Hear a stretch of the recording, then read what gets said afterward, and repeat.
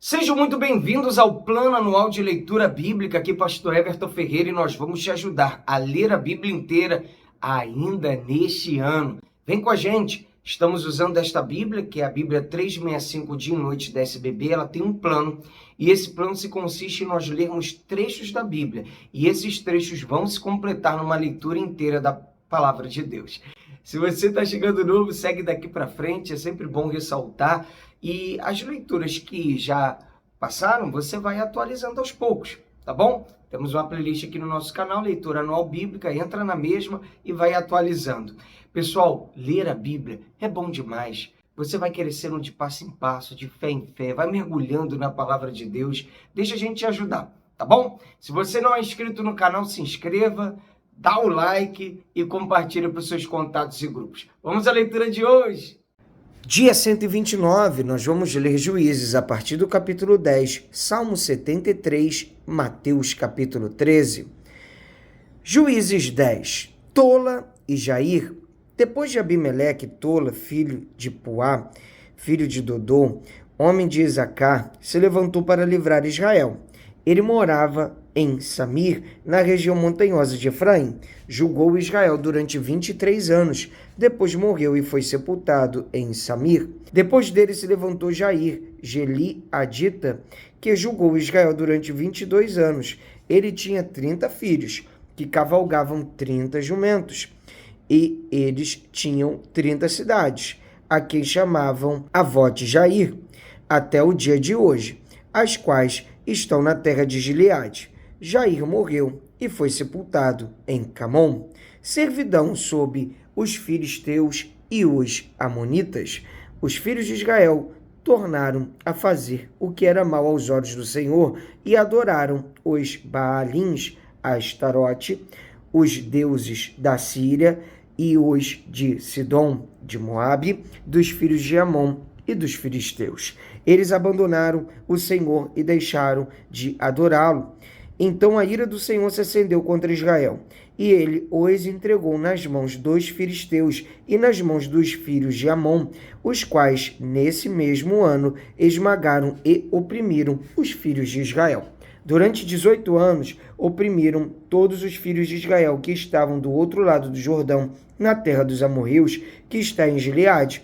Os filhos de Amon passaram o Jordão para lutar também contra Judá, contra Benjamim e contra a casa de Efraim, de maneira que Israel se viu muito angustiado. Então os filhos de Israel clamaram ao Senhor, dizendo: pecamos contra ti, porque deixamos o nosso Deus e adoramos os Baalins.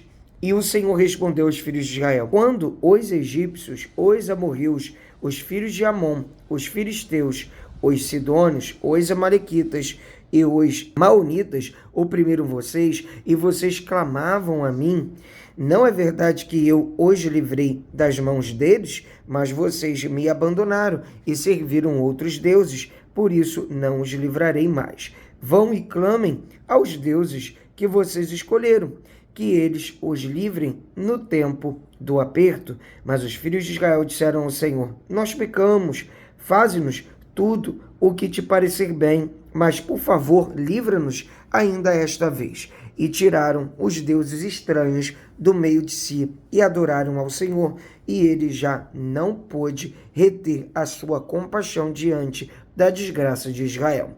Os filhos de Amon foram convocados e acamparam em Gileade. Os filhos de Israel, por sua vez, se reuniram e acamparam em Mispa. Então o povo, os chefes de Gileade, disseram uns aos outros: quem será um homem que começará a lutar contra os filhos de Amon? Quem fizer isso será o chefe de todos os moradores de Gileade. Jefté, o Gileadita, era homem valente, porém filho de uma prostituta. O pai dele se chamava Gileade. Gileade também teve filhos da sua esposa. Esses filhos cresceram e expulsaram Jefté, dizendo: você não herdará nada na casa de nosso pai, porque é filho de outra mulher. Então Jefté fugiu da presença de seus irmãos e foi morar na terra de Tobi. Ali alguns homens sem valor se juntaram a ele e o seguiam. Passado algum tempo, os filhos de Amon entraram em guerra contra Israel. Quando os filhos de Amon atacaram, os anciões de Gileade foram buscar Jefité na terra de Tobi e disseram a Jefité: venha ser o nosso chefe, para podermos lutar contra os filhos de Amon. Porém, Jefité disse aos anciões de Gileade: vocês não são aqueles que me odiaram e me expulsaram da casa de meu pai? Por que vêm a mim agora, quando estão em aperto? Os anciões de Gileade responderam a Jefité: é por isso que agora estamos voltando a você. Venha conosco e lute contra os filhos de Amon. Seja o nosso chefe sobre todos os moradores de Gileade.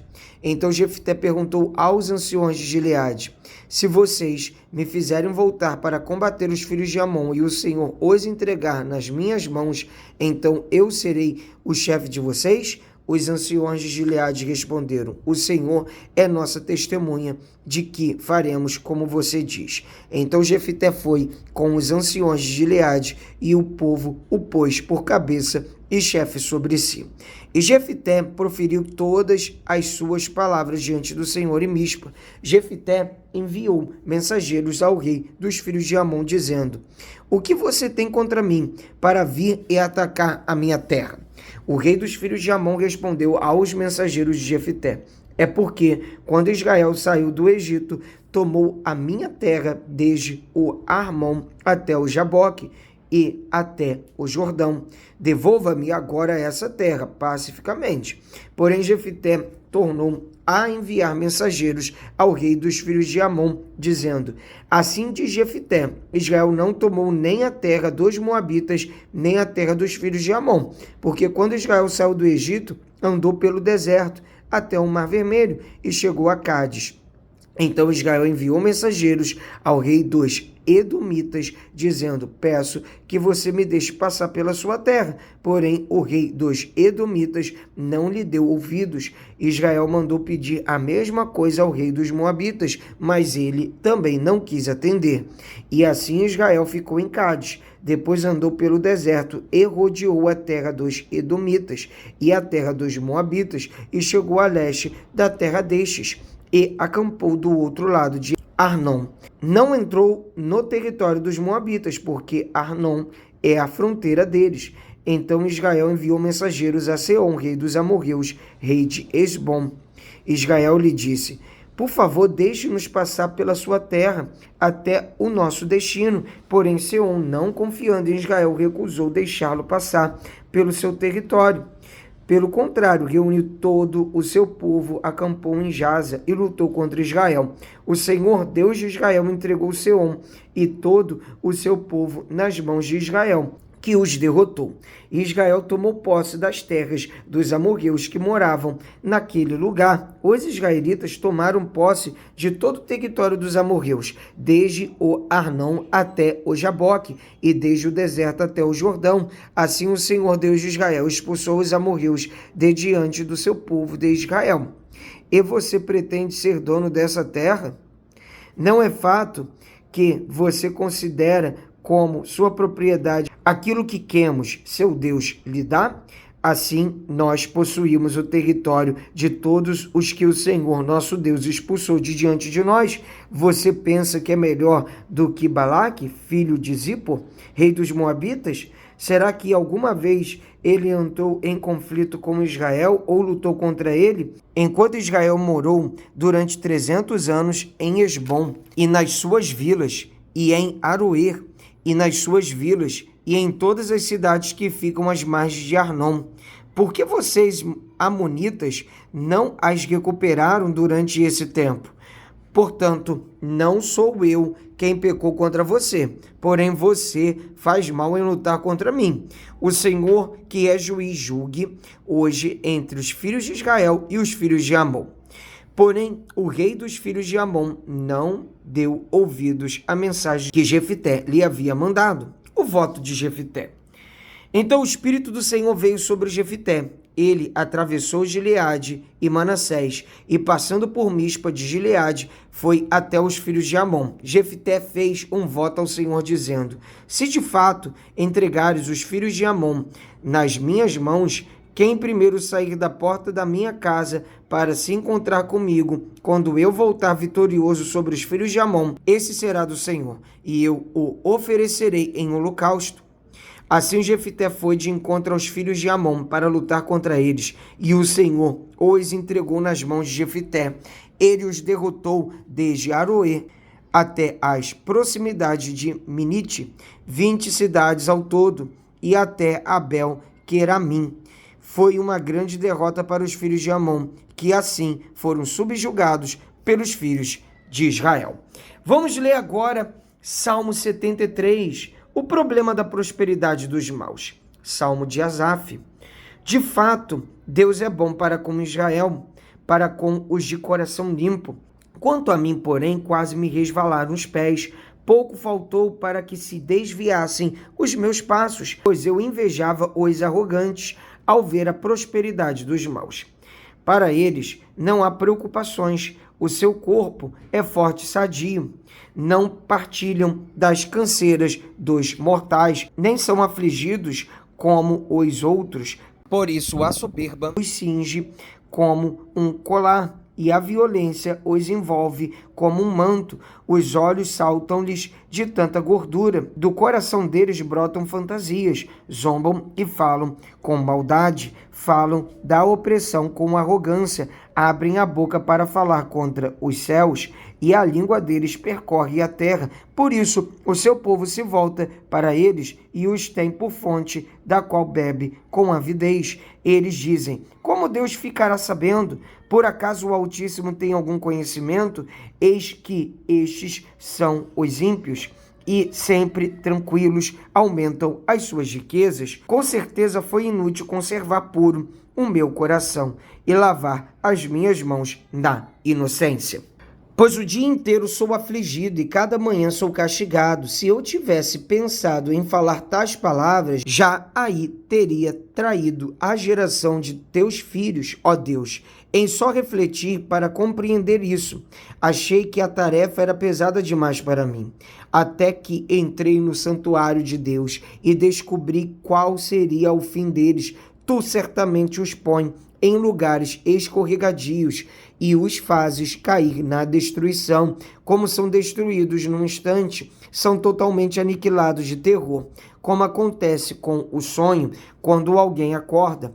Assim, ó Senhor, ao despertares, desprezarás a imagem deles. Quando o meu coração estava cheio de amargura e o meu íntimo se comoveu, eu estava embrutecido e sem entendimento. Era como um animal diante de ti. No entanto, estou sempre contigo. Tu me seguras pela minha mão direita. Tu me guias com o teu conselho e depois me recebes na glória. Quem tenho eu no céu além de ti? E quem poderia eu querer na terra além de ti? Ainda que a minha carne e o meu coração desfaleçam, Deus é a fortaleza do meu coração e a minha herança para sempre. Os que se afastam de ti certamente perecerão. Tu destróis todos os que são infiéis para contigo. Quanto a mim, bom é estar perto de Deus. Faço do Senhor Deus o meu refúgio para proclamar todas as suas obras. Vamos ler agora Mateus capítulo 13, a parábola do semeador. Naquele mesmo dia, Jesus saiu de casa e se assentou à beira-mar. E grandes multidões se reuniram em volta dele, de modo que entrou num barco e se assentou. E toda a multidão estava em pé na praia, e de muitas coisas lhes falou por parábolas, dizendo: Eis que o semeador saiu a semear, e ao semear uma parte caiu à beira do caminho, e vindo as aves a comeram. Outra parte caiu em solo rochoso, onde a terra era pouca, e logo nasceu, visto não ser profunda a terra. Saindo, porém, o sol a queimou, e, porque não tinha raiz, secou-se. Outra parte caiu entre os espinhos, e os espinhos cresceram e a sufocaram. Outra, enfim, caiu em boa terra e deu fruto, a 100, a 60 e a 30 por um. Quem tem ouvidos para ouvir, ouça. Por que Jesus usava parábolas? Então, os discípulos se aproximaram de Jesus e lhe perguntaram: por que o Senhor fala com eles por meio de parábolas? Ao que Jesus respondeu: porque a vocês é dado conhecer os mistérios do reino dos céus, mas àqueles isso não é concedido. Pois ao que tem, mais será dado, e terá em abundância, mas ao que não tem, até o que tem lhe será tirado. Por isso falo com eles por meio de parábolas, porque vendo, não veem, e ouvindo, não ouvem, nem entendem. Assim nele se cumpre a profecia de Isaías. Ouvindo, vocês ouvirão, e de modo nenhum entenderão. Vendo, vocês verão, e de modo nenhum perceberão, porque o coração deste povo está endurecido. Ouviram com os ouvidos tapados e fecharam os olhos, para não acontecer que vejam com os olhos, ouçam com os ouvidos, entendam com o coração, se convirtam e sejam por mim curados. Bem-aventurados, porém, são os olhos de vocês, porque veem, e bem-aventurados são os ouvidos de vocês, porque ouvem. Pois em verdade lhes digo que muitos profetas e justos desejaram ver o que vocês estão vendo, mas não viram, e quiseram ouvir o que vocês estão ouvindo, mas não ouviram. A explicação da parábola. Ouçam, portanto, o que significa a parábola do semeador. A todos os que ouvem a palavra do reino e não a compreendem, vem o maligno e arrebata o que lhes foi semeado no coração. Este é o que foi semeado à beira do caminho. O que foi semeado no solo rochoso, o que foi semeado em solo rochoso, esse é o que ouve a palavra e logo a recebe com alegria, mas ele não tem raiz em si mesmo, sendo de pouca duração. Quando chega a angústia ou a perseguição por causa da palavra, logo se escandaliza. O que foi semeado entre os espinhos é o que ouve a palavra, porém as preocupações deste mundo e a fascinação das riquezas sufocam a palavra, e ela fica infrutífera. Mas o que foi semeado em boa terra é o que ouve a palavra e a compreende. Este frutifica e produz a 100, a 60 e a 30 por 1. Graças a Deus, mais um dia de leitura bíblica concluída. Vamos avançando, de passo em passo, de fé em fé. Te espero amanhã. Deus abençoe, um abraço. Pra cima!